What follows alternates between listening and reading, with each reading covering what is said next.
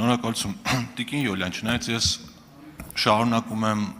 մտածել ու են կարծիքին մնալ, որ հանձնաժողովների նախագահների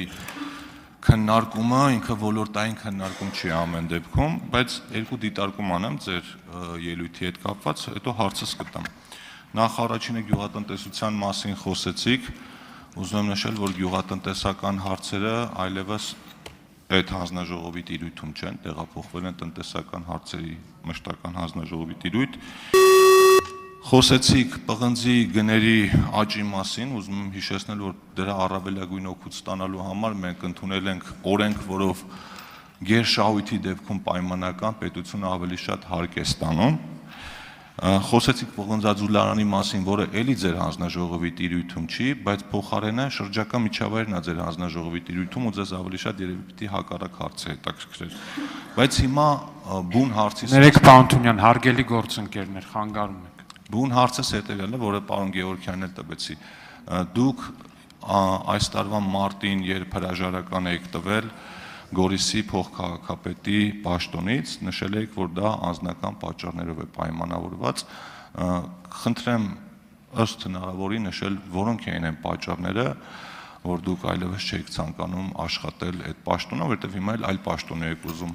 հավակնում եք այլ պաշտոնի, ուզում ենք հասկանանք այդ կանխատեսելիությունը որքան է եւ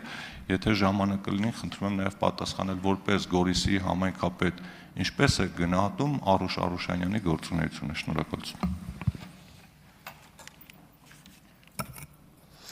Պարոն Թունյան, ինչ վերաբերում է գյուղատնտեսությանը, ես դրա համար իմ խոսքում նշեցի, որ հաշվի առնելով, որ գյուղատնտեսությունը, այսինքն հղում արեցի, որ թեև հանձնաժողովի գործառույթների շրջանակում չէ, բայց հաշվի առնելով, որ գյուղատնտեսությունը համայնքների տնտեսական զարգացման գործում էական նշանակություն ունեցող ոլորտ է, ես նպատակահարմար գտա բարձրաձայնել այդ մասին, որովհետև որքան էլ որ հանձնաժողովի գործունեության շրջանակը չէ, այնուամենայնիվ կարևոր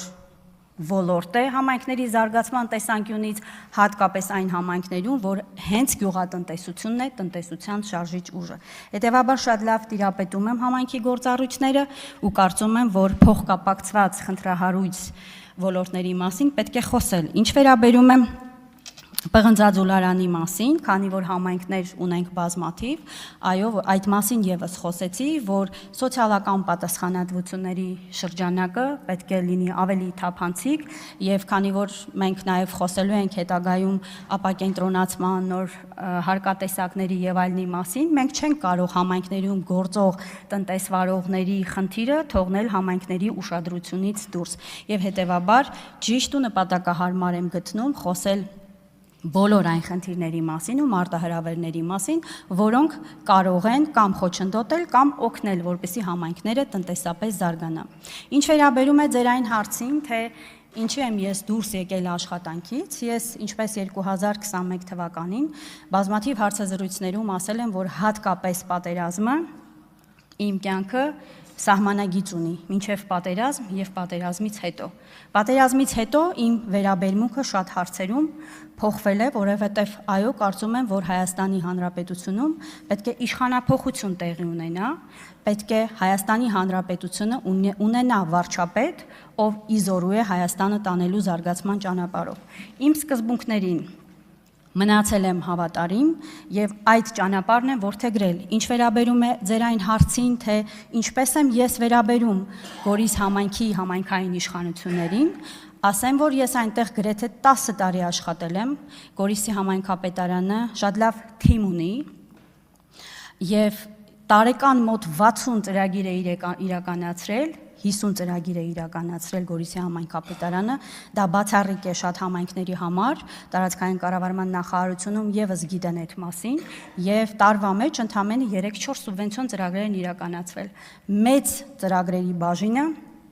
բաժին է հասել աշխատանքային թիմին, արդյունավետ աշխատանքին, եւ ես այդ աշխատանքների մեջ ունեցել եմ իմ դերակատարումը եւ հպարտանում եմ իմ անցած ճանապարհով, ուրախ եմ, որ իմ համայնքը զարգանում է, ես ուրախ եմ, Գորիս,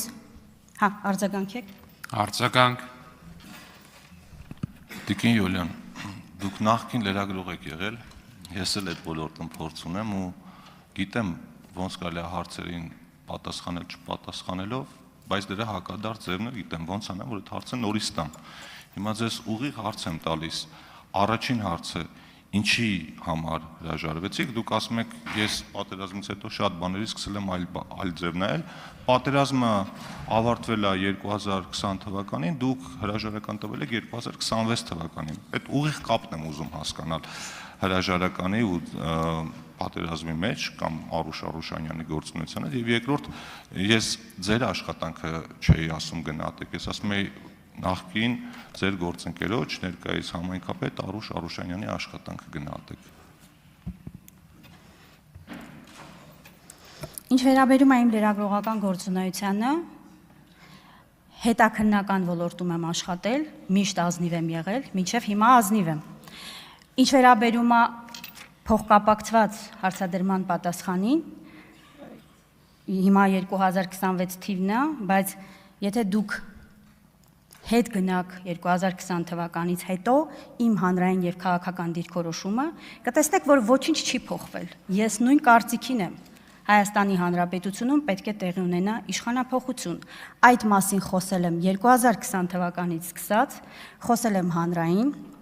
իմ բոլոր հարցազրույցներում գրեթե խոսել եմ այդ մասին եւ միշտ ունեցել եմ ընդդիմադիր դիրքորոշում, անկախ նրանից, որ աշխատել եմ տեղական ինքնակառավարում, որը առանձին ինքնակառավարվող ինստիտուտ է